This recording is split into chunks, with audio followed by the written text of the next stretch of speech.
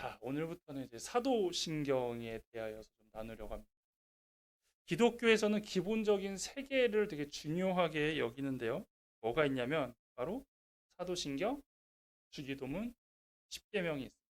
이것들을 좀 차례대로 살펴보면서 우리 기독교 신앙의 가장 기초적인 부분 가운데 사도신경을 좀 하려고 하는데, 우리는 오직 성경에 기록된 대로 믿습니다. 그래서 우리는 성경을 되게 중요하게 여기고, 항상 교회 안에서 어떤 의견을 내놓을 때에 뭐라고 얘기하냐면 그 성경에 써 있느냐, 이게 성경에 기록되어 있느냐 기록되지 안 돼 있느냐, 이런 거 가지고 이제 결정을 하기도 합니다. 근데 성경에는 크게 두 가지 내용으로 나눠져 있습니다. 뭐냐면 믿어야 할 내용과 순종해야 할 내용입니다. 그래서 뭐뭐 하라, 뭐뭐 하지 말라고 명령형으로 기록된 내용 이외에는 모두가 믿어야 할 내용이고, 순종의 항목도 많지만 믿어야 하는 내용도 많다라는 것이죠. 그래서 정리가 필요했습니다. 우리가 성경을 읽으면서도 믿어라, 믿지 마라, 해라, 하지 마라, 이런 것들이 있다 보니까 이걸 뭐 어떻게 다 지키며 살지? 야, 이것을 어떻게 다 기억하면서 살지? 이제 이렇게 되어버렸다라는 거죠. 그래서 교회는 그 교회가 믿는 어떤 신앙적인 내용의 핵심을 요약할 필요성이 있었고, 이렇게 만들어진 것이 이제 신조라는 것입니다. 그래서 신조라는 것은 기독교인이 믿어야 할 신앙의 핵심 내용을 고백한 것으로 이해하면 됩니다. 그래서 우리가 예배 때 사도신경으로 우리의 신앙을 고백하겠습니다, 이렇게 얘기하는 건 우리의 입술로 우리의 신앙이 뭔지 고백할 수 있어야 된다는 것이고, 그 내용이 이제 하나로 성경에 있는 내용들 가지고 이제 그것을 통하여 정리했다라는 것이죠. 그래서 2세기 교회는 교부들에 의하여서 진리의 기준, 교회의 기준, 신앙의 기준으로 이 신조라는 것을 불렀고, 또 교회에서는 세례 지원자를 교육하거나, 또한 세례 지원자를 세례받기 위한 공적인 신앙 고백을 하거나, 또한 이단을 분별하고 방지할 때 이 신조를 사용했다라는 것입니다. 근데 이제 교회마다 조금씩 그게 다르다는 거죠. 이 교회에서는 예수님을 좀 이렇게 고백하고, 저 교회는 하나님에 대해서 저렇게 고백하고, 그게 이게 내용이 틀리진 않지만 그것을 고백하는 단어와 그런 내용들이 조금씩 다르다 보니까 이제 그것을 하나로 좀 묶어야 되는 그런 작업이 필요했습니다. 그래도 교파나 교단을 초월하여 공통적으로 믿는 보편적인 신앙의 내용을 찾아냈다라는 것이죠. 그래서 보편적인 신조에는 뭐가 있냐면 크게 세 가지가 있는데요. 사도신경, 니케아 신조, 칼게돈 신조. 이 세 개는 교단과 교파를 떠나서 다 인정하는 신조이고, 이 내용은 아니죠. 구조는 조금씩 다르지만 결국 같은 내용을 담고 있다라는 것입니다. 자, 여기서 사도신경에 대해서 이야기할 때 이단들이 이 사도신경을 가지고 공격을 합니다. 뭐라고 공격하냐면, 사도신경은 성경에 나오지도 않는데 왜 지키냐? 성경에 나오지도 않는데 왜 그 기도를 하냐라고 질문을 한다라는 거예요. 여러분한테 이단이 와서 이렇게 질문을 하면 여러분 뭐라고 이야기하십니까? 그렇게 배웠는데요, 이렇게밖에 말할 수 없더라. 그렇다면 우리는 이 사도신경을 좀 다시 알아야 된다라는 거예요. 사도신경은 누가 만든 것일까요?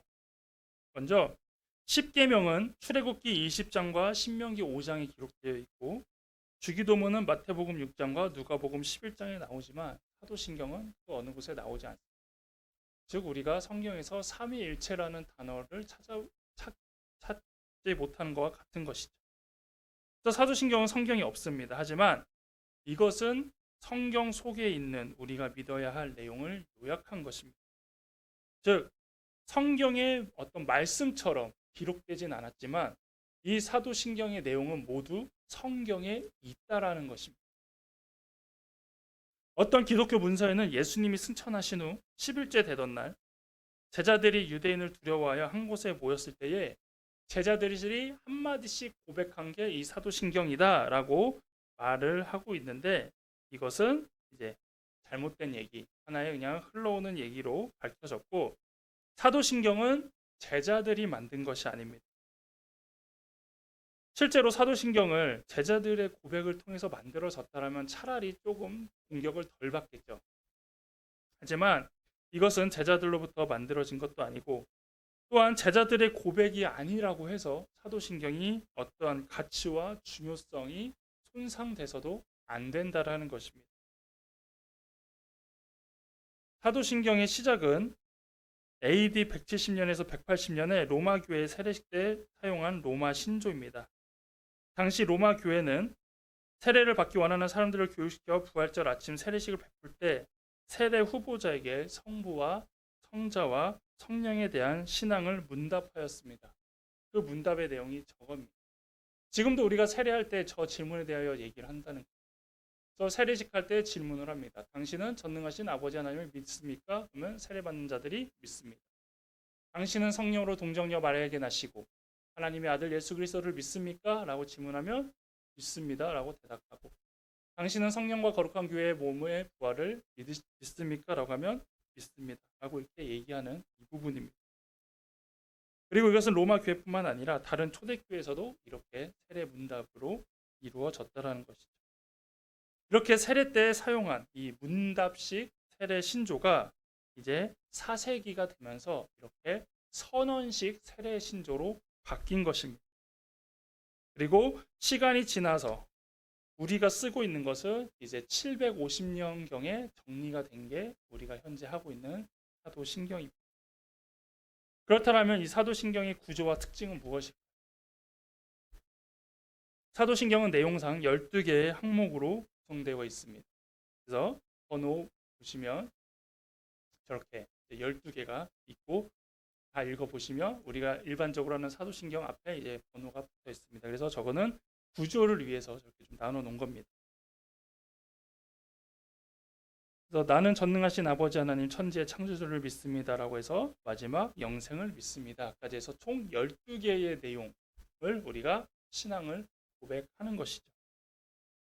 자, 그래서 첫째, 사도신경에서 가장 많은 부분을 차지하고 있는 것이 무엇일까요? 이 내용을 보면 가장 많은 고백이 들어있는 것은 바로 예수님에 대한 고백입니다.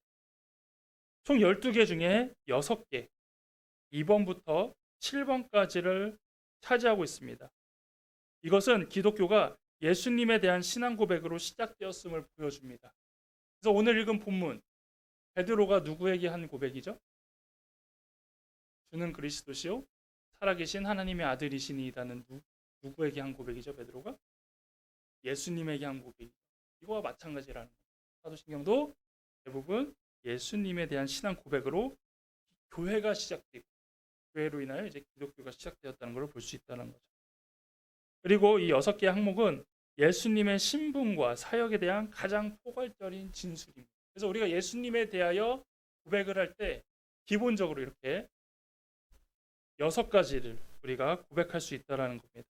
그래서 나는 그의 유일하신 아들 우리 주 예수 그리스도를 믿습니다라고 표현한 것은 예수님은 누구신가 라는 것에 대한 질문이고, 그는 성령으로 잉태되어 동정녀 마리아에게서 나시고 라고 해서 이 부분은 예수님의 탄생에 대한 고백이고, 본디오 빌라도에게 고난을 받아 십자가에 못 박혀 죽으시고, 이 부분은 예수님의 죽음에 대한 고백, 장사된 지 사흘 만에 죽은 자 가운데서 다시 살아나셨으며, 이것은 예수님의 부활에 대한 고백, 하늘에 오르시어 전능하신 아버지 하나님 우편에 앉아 계시다가 해서 예수님의 승천에 대한 고백, 거기로부터 살아있는 자와 죽은 자를 심판하러 오십니다 해서 예수님의 재림에 대한 고백. 그래서 우리가 예수님이 누구신지부터 그리고 탄생과 재림까지 이 6개의 고백을 통하여 우리가 사도신경으로 다 이야기한다는 겁니다. 그래서 예수님에 대한 고백을 다 이렇게 할 수 있다는 거죠.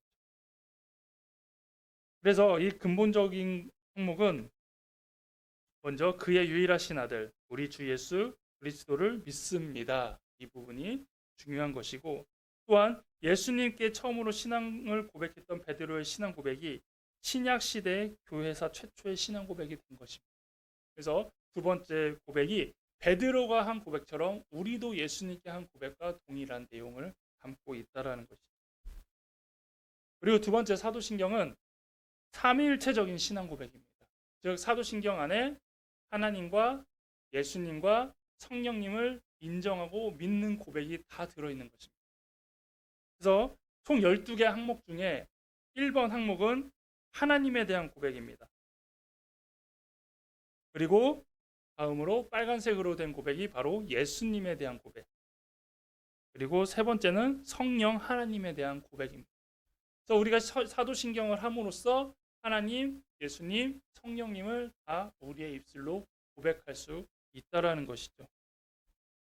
그리고 이러한 구조는 마태복음 28장 18절에서 20절에 뿌리를 두고 있다라는 것입니다.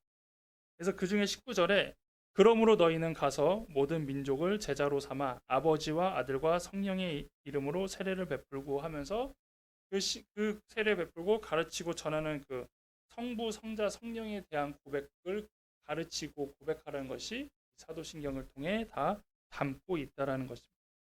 그래서 초대교회에서 세례를 주기 위하여서 앞에서 문답식으로 성령 하나님, 성부 하나님, 성자 하나님, 성령 하나님에 대한 그 고백을 할 수 있게끔 한 것이 바로 이 사도신경이었고, 그것을 고백한 사람이 그래서 세례를 받을 수 있었다라는 것입니다. 자, 그리고 세 번째로 사도신경은 성경 전체의 내용을 창조에서 종말에 이르기까지 역사적 순서로 요약한 것이기도 합니다. 그래서 첫 번째, 나는 전능하신 아버지 하나님 천지의 창조주를 믿습니다. 그래서 창조로 시작합니다. 창세기 1장 1절을 기초로 천지 창조에 대한 신앙 고백으로서 구약 성경 전체를 요약한 것을 우리가 인정하는 것이고, 두 번째, 나는 그의 유일하신 아들 우리 주 예수 그리스도를 믿습니다부터 거기로부터 살아있는 자와 죽은 자를 심판하러 오십니다. 이 부분은 이제 구원에 대한 부분으로서 신약 성경 사복음서와 사도행전에 나타난 예수님의 신분과 사역에 대한 요약이 들어있고요. 세 번째로 나는 성령을 믿으며부터 영생을 믿습니다. 이 부분은 종말에 대한 부분으로 신약 성경 서신서와 요한계시록에 나타난 성령과 교회와 구원과 종말에 대한 요약. 그래서 창조부터 마지막 종말까지 시간적으로 우리가 고백할 수 있는 것입니다. 그래서 이러한 사도신경을 우리가 예배 순서 중 이제 하나로 하는 것이라는 것이죠. 자, 그렇다면 초대교회에서는 이 사도신경을 어떻게 사용했을까요? 우리는 뭐 지금 말한 대로 예배 순서 중 한 순서로 사용했지만, 초대교회에서는 교회 안에서는 5가지로, 교회 밖에서는 이제 2가지로 사용을 했는데, 교회 안에서는 세례식을 위한 문답대, 그리고 설교의 가이드라인이 필요할 때, 그리고 신앙 고백을 담아 예배할 때, 그리고 귀신을 쫓아낼 때, 교인들에게 공식적으로 편지를 쓸 때 이 사도신경을 사용했습니다. 그리고 외적으로는 이제 교회를 비난하고자 하는 이교들에게, 그리고 교회 내부의 이단을 방지하는 데 바로 이 사도신경을 사용하고 있다라는 것입니다. 현실적으로도 교단에서 이단에 대하여 이야기를 할 때에 이 사도신경을 가지고 이야기를 합니다. 그래서 사도신경을 인정하느냐, 이것을 인정하지 않느냐가 우리가 이단을 결정할 때의 가장 큰 잣대로 두고 있기도 합니다. 자, 그래서 이렇게 만들어진 사도신경, 우리가 지금 이렇게 하고 있는 사도신경은 어떤 의미가 있을까요? 어떤 의미가 있길래 우리가 이것을 그냥 10계명 우리가 알고 있지만 예배 때 이렇게 하진 않잖아요. 또 주기도문도 예배 시간에 하는 데가 있고 또 안 하는 데가 있잖아요. 이와 마찬가지로 사도신경도 어떤 의미가 있길래 우리가 또 예배 때 이렇게 하려고 하고 하는지 우리가 좀 보려고 합니다. 첫째로, 사도신경은 성경 공부의 열쇠입니다. 우리가 믿어야 할 내용을 우리가 교리라고 말한다면, 우리가 행해야 할 내용은 이제 윤리라고 말을 합니다. 그런데 윤리는 항상 교리를 기초로 합니다.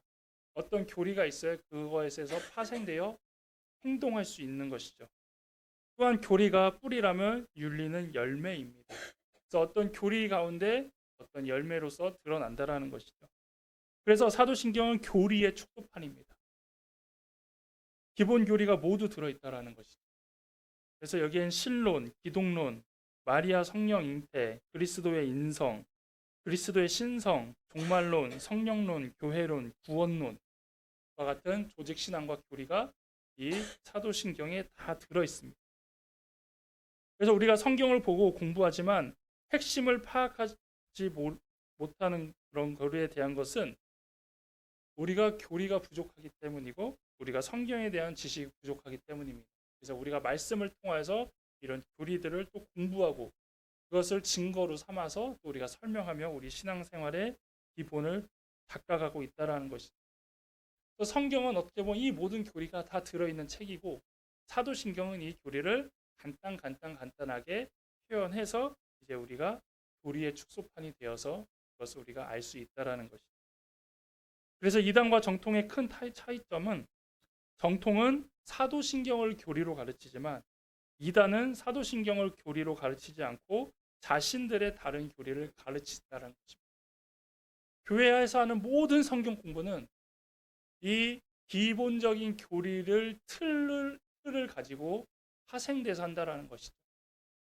어떤 교회에서 하는 성경 공부, 말로는 뭐 제자 훈련도 있고 뭐 성경 통독도 있고 뭐 여러 가지 뭐 코스별로 하는 성경 공부들이 있겠지만 그 성경 공부의 모든 기초는 지금 이야기한 이 기초적인 교리를 바탕으로 나온 것이지 그 외적으로 하는 성경 공부는 하나도 없다라는 것입니다. 심지어 우리가 하는 전도 훈련 같은 경우도 이 교리에 다 들어있다라는 것입니다. 하지만 이단들은 사도신경을 인정하고 있지 않기 때문에 이 사도신경을 교리로 그들은 가르치지 않고 자기들만의 새로운 교리를 만들어서 가르치기 때문에 문제가 생긴다는 것이고 여기서부터 이미 정통과 이단의 신앙 고백이 다름을 우리는 알 수 있습니다. 두 번째로 이제 사도신경은 기독교 세계관의 안경입니다. 사람에게는 세상을 살아가는데 기본적으로 인생관과 세계관을 가지고 있습니다. 이 가운데 세계관은 우주와 인간의 기원과 목적과 의미는 무엇인가? 세상에 존재하는 악과 인간의 죄성은 어떻게 된 것인가? 또한 개인과 역사의 종말은 어떻게 되는 것일까? 우리가 약간 철학적인 질문들, 어떤 종교적인 질문들 이런 것들이 바로 세계관의 핵심입니다. 그리고 철학자들과 과학자들은 이 질문에 대한 답을 지금도 찾고 있고 나름대로 정리는 하고 있다라는 것이죠. 근데 우리는 이 사도신경을 통해서 이미 그 답을 알고 있습니다. 왜냐하면 창조부터 종말까지 다 나와 있기 때문에 이 세상이 어떻게 생겼고 우리는 누구고 우리의 죄는 어디서 왔으며 우리의 죄는 어떻게 되고 우리는 죽어서 어떻게 되는 것까지 다 나와 있다라는 것이죠. 그래서 몸의 부활과 영생으로 끝나는 종말에 대한 내용이 있는 것이 바로 사도신경이고 이것이 바로 기독교적 세계관이라는 겁니다. 그리고 우리는 이것을 고백하면서 사람의 관점이 아닌 하나님의 관점으로 살아갈 수 있다라는 것입니다. 세 번째로 사도신경은 기독교인의 신분증입니다. 사도신경을 고백하는 것은 2000년 동안 이 사도신경을 고백한 모든 기독교 신자들이 나와 같은 신앙 고백을 하고 있다는 것을 의미합니다. 이것은 육상 경기에서 계주를 할 때에 앞주자가 뒷주자에게 바통을 넘겨주듯이 이 사도신경의 신앙을 다음 세대에게 넘겨주고 다음 세대에게 넘겨주고 그것을 넘겨주는 바통과 같은 역할이라는 것이죠. 그래서 2000년 전에 했던 그 고백이 지금 우리도 동일한 고백을 하고 있으며 그렇게 동일하게 고백을 하는 역할을 바로 이 사도신경이 하고 있다라는 것입니다. 그리고 마지막으로 사도신경은 기독교 교육의 기본 교과서입니다. 그래서 교회에서 가장 먼저 배우고 가장 먼저 가르쳐야 할 내용이기도 합니다. 그래서 초대교회에서 세례를 줄 때 세례 받기 전부터 사도신경에 있는 내용들을 가르치고 그리고 그 내용을 믿음으로 고백하게 한 이후에 세례를 주고 그걸 통하여 이제 교회 안으로 들어올 수 있도록 했다라는 것이죠. 동시에 가정에서도 믿음의 자녀들에게 가장 먼저 신앙을 지도하는 데 가르치는 내용이 이 사도신경의 내용이었다라는 것입니다. 여러분들이 매주 예배 때 하는 사도신경은 바로 우리의 신앙의 고백이 되는 겁니다. 베드로는 오늘 읽은 것처럼 주는 그리스도시요 살아계신 하나님의 아들이라는 고백 가운데 자신의 신앙을 모든 걸 고백했다라면 지금 우리가 하나님 앞에 드리는 우리의 신앙의 고백은 사도신경이라는 것입니다. 내가 누구를 믿는지, 무엇을 믿는지 성경을 근거대로 고백하는 것이며 모든 믿는 사람들이 함께 고백하도록 정리된 것입니다. 사도신경을 한다고 구원받고 안 한다고 구원 못 받는 건 아닙니다. 이거는 구원과는 또 다른 문제라는 거죠. 그렇지만 하나님을 믿는 사람이라면 이 사도신경의 내용을 직접 입으로 고백할 수 있고 또 이것이 당연하다라는 것입니다. 근데 중요한 것은 무엇입니까? 이 고백의 내용이 무엇인지 정확히 알아야 된다라는 것이죠. 우리가 기도할 때도 내가 어떤 내용을 가지고 하나님 앞에 기도하는지, 내가 무엇을 가지고 하나님한테 이야기를 하는지는 알아야 되지 않습니까? 마찬가지로 우리가 사도신경이나 주기도문 같은 것도 매주 하다 보니까 입에 이렇게 붙어서 습관처럼 하면은 내가 지금 무슨 기도를 하고 있는지, 내가 어떤 내용을 하고 있는지 모른다라면 이거는 신앙 고백이 아니라 주문이 될 수밖에 없다라는 것이죠. 그렇기 때문에 우리가 이 사도신경을 다음 주부터 한 문장 한 문장 살펴볼 때에 내가 하고 있는 이 신앙의 고백이 어떤 내용인지, 그리고 이미 그 가운데 여러분들은 다 이 사도신경을 했기 때문에 또 세례를 받았고 또 그 신앙을 고백하고 있지만 또 점검해 보시면서 우리가 사도신경을 할 때마다 그 한마디 한마디 매번 할 때마다 그것이 여러분의 신앙이 고백이 되어야 된다라는 것입니다.